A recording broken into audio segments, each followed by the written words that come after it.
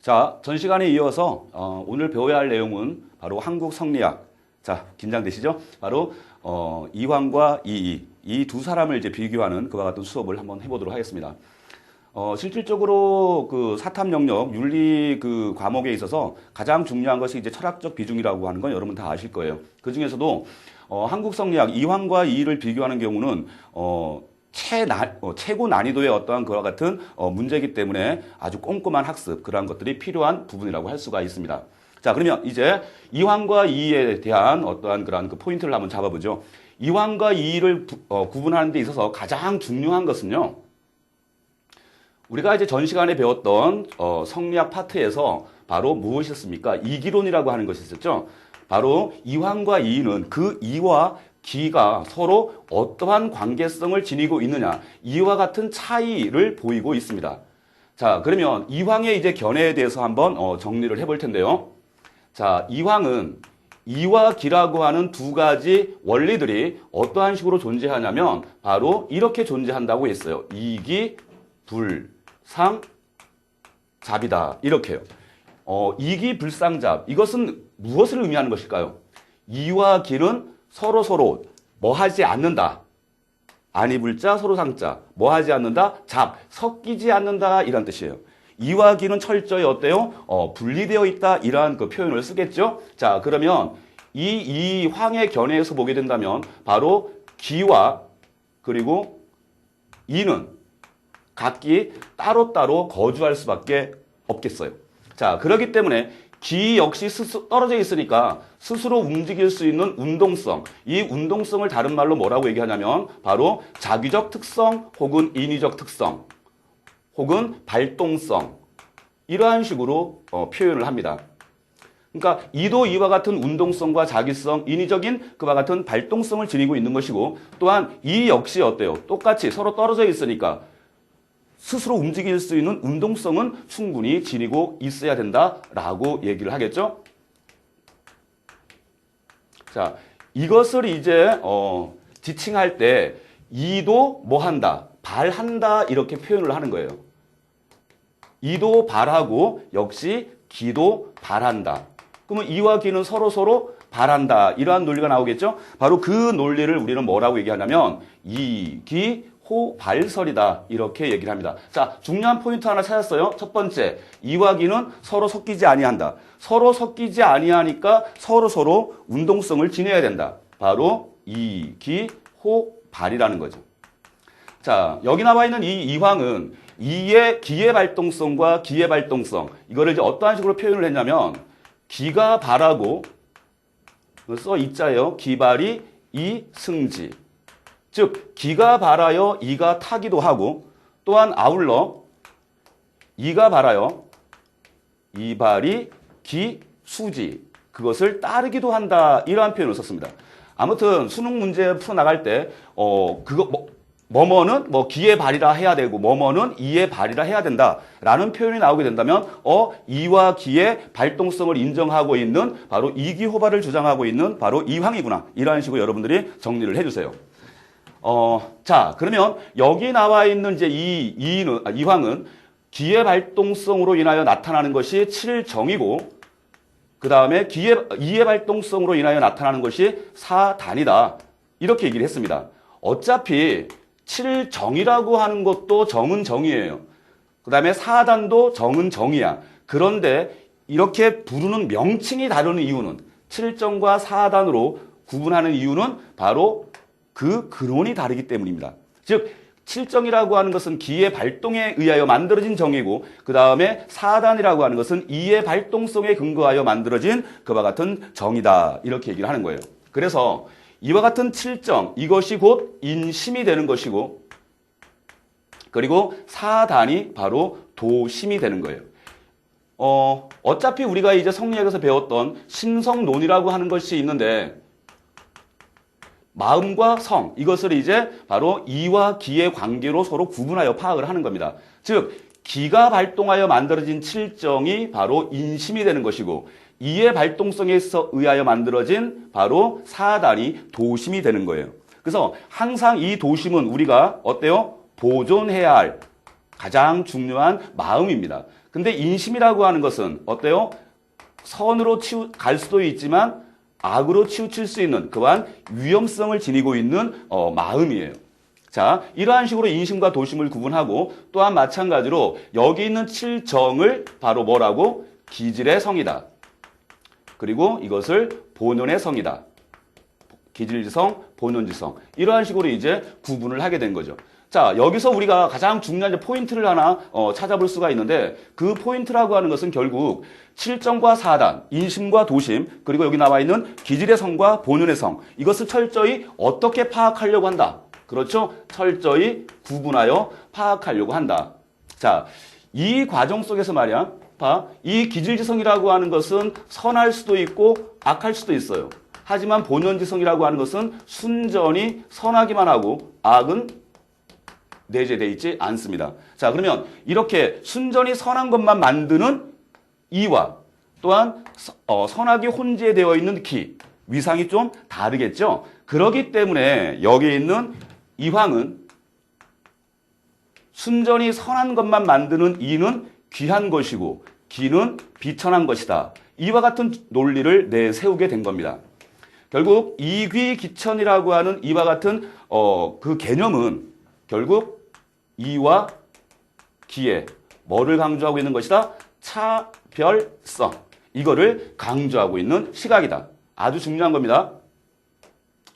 색깔 하나 입혀주시고, 자, 바로 이러한 식으로 이제 이황을 정리를 할 수가 있어요. 그러니까 너무 어렵게 생각하지 말고 이황은 이와 기가 어떠한 관계를 맺고 서로 존재하고 있느냐. 바로 포인트가 뭡니까? 이기, 불상, 잡이라고 하는 내용이에요. 이와 기는 섞이지 아니한다. 섞이지 않으니까 서로 어때? 발동성을 지녀야 된다. 즉 운동성을 지니고 있어야 된다. 자, 그래서 기의 발에 의하면 칠정이라고 하는 기질지성이 만들어지는 것이고 그 다음에 이가 발동을 하게 되면 사단이라고 하는 그와 같은 본연지성이 만들어지는 거야. 이러한 식으로 이제 철저히 구분지어 파악하고 있다라고 하는 거 그걸 생각해 주시고요. 자, 그 다음에는 이제 이황과 다른 이는 어떠한 식의 견해를 표출하는지에 대해서 알아보도록 하겠습니다.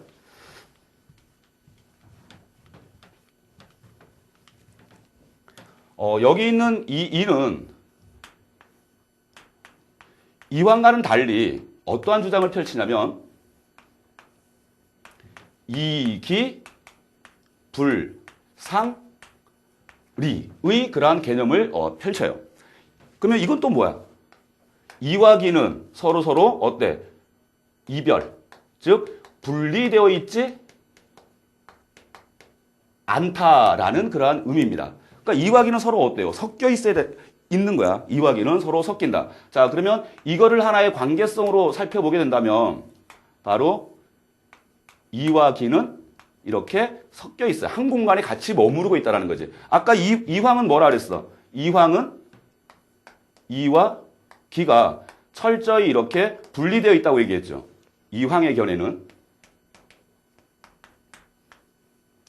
그렇기 때문에 이도 어때요? 발동성을 지녀야 되는 것이고 또한 역시 기도 발동성을 지니고 있어야 되는 건데 근데 이의 입장에서 보게 되면 이와 기는 한 공간에 함께 머무르고 있습니다. 그러니까 굳이 여기 있는 이가 직접 움직여 나갈 필요가 없다라는 거죠. 그래서 이기불상잡, 이는 말이야 어떤 주장을 펼치냐면 기는 유위이며 이는 무위이다 라는 그와 같은 주장을 펼쳐요. 아까 유의적 특성, 자기적 특성, 인위적인 특성 이런 얘기는 다 뭐라 그랬어요? 운동성을 지칭한다고 얘기했죠. 그러니까 오직 운동성을 지니고 있는 것은 기밖에 없어요. 이는 무위야. 즉 발하는 까닭은 될 수가 있어도 발한 것은 바로 뭐야? 발하는 것은 오직 기밖에 없다라는 주장을 펼치게 되는 겁니다. 바로 이 개념이 바로 뭐냐면 기발 이승 논이에요. 기가 발동하여 이가 타는 것 이거 하나만 인정할 수 있다. 그러니까 이가 발한다라고 하는 것은 허용할 수 없습니다. 오직 스스로 발동하는 것은 기밖에 없습니다. 이러한 논리를 펼쳐나가요. 자, 그래서 마찬가지 기가 발하여 기가 바란다 라고 했을 때 무엇이 만들어져? 기발이 이승지. 그지? 이랬을 때 아까 칠정이라고 하는 그와 같은 정이 만들어진다 그랬어요. 이 칠정이 곧 무엇이고? 인심이고, 그리고 이것이 곧 바로 기질지성이다.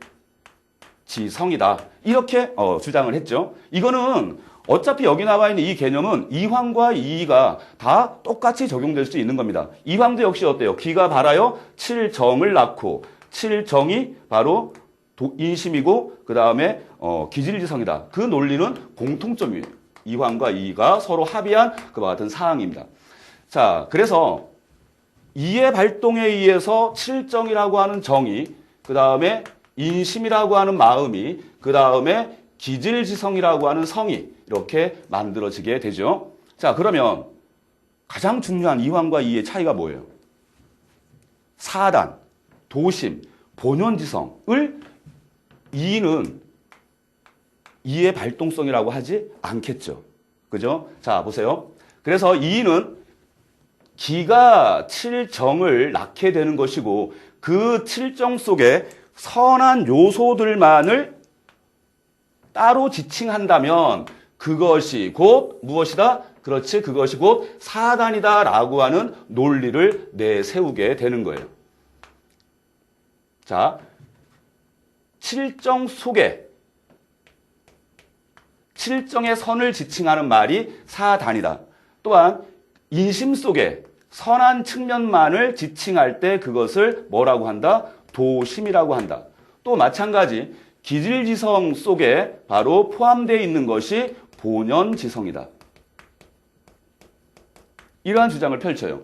아까는 어땠습니까? 아까 이황의 입장에서는 여기 있는 칠정과 사단을, 인심과 도심을, 기질지성과 본연지성을 철저하게 분리시켜 파악하려고 하는데 여기 있는 이의 입장에서는 바로 기발이승의 논리를 바탕으로 하여 바로 칠정 속의 사단이, 인심 속의 도심이, 기질지성 속의 본연지성이 포함되어 있다. 즉 다른 말로 얘기하면 사단은 뭐를? 칠정을 겸할 수는 없으나, 겸할 수 당연히 없겠죠? 겸할 수 없으나 바로 칠정은 무엇을? 여기 나와 있는 이 사단을 겸한다. 즉 포함한다. 이렇게 얘기를 하고 있는 거예요. 이것이 이황과 이의에 있어서 가장 중요한 차이점이라고 할 수가 있습니다. 자, 그리고 이제 하나 더 어떠한 개념이 이제 나오게 되냐면 중요한 개념 중에 또 하나인데 이의는 기의 유의적 특성과 이의 무의적 특성을 바탕으로 하여 기발이승을 설명을 하고요. 또 한편으로서는 기는 유위이지만 이건 했으니까 기는 유형이고 그 다음에 이는 무형이다. 즉 형태를 지니고 있다. 얘는 형태를 지니고 있지 않다라고 얘기하는 거예요. 자, 보세요. 여기에 네모난 그릇, 세모난 그릇, 둥그런 그릇이 있다 치자.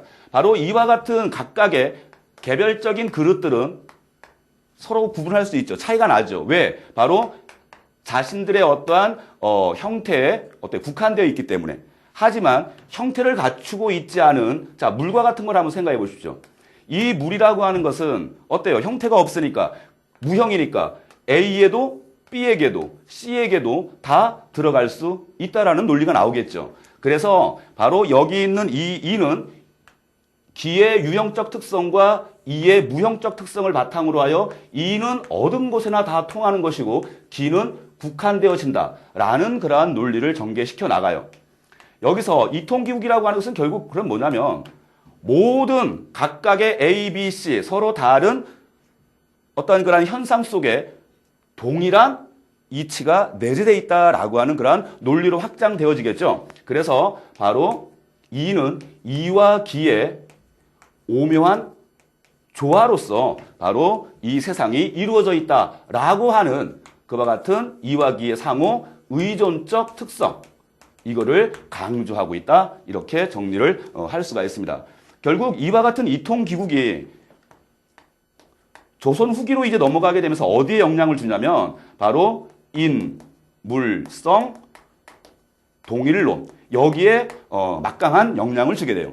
인물성 동일론, 이것은 뭐 거의 국사 시간에나 나올 그와 같은 내용이지만 여러분들이 참고해 주십시오. 사람과 사물의 본성은 다 같은가 다른가, 같다라고 하는 그와 같은 견해에 이 사람이 힘을 실어주는 거죠. 즉 인간이고 개고 돼지고 소고 간에 그 형태는 어때? 국한되지. 기에 따라서, 기의 차이에 따라서. 하지만 이는 무형이기 때문에 그 어디에도 들어가 있지 않은 바가 없다. 그러니까 이와 기는 어때? 항상 똑같이 같이 있어요. 기 있는 곳에는 반드시 이가 있으니까 돼지에게도 인간에게도 개새끼한테도 뭐가 내재되어 있다? 동일한 이가 내재되어 있다.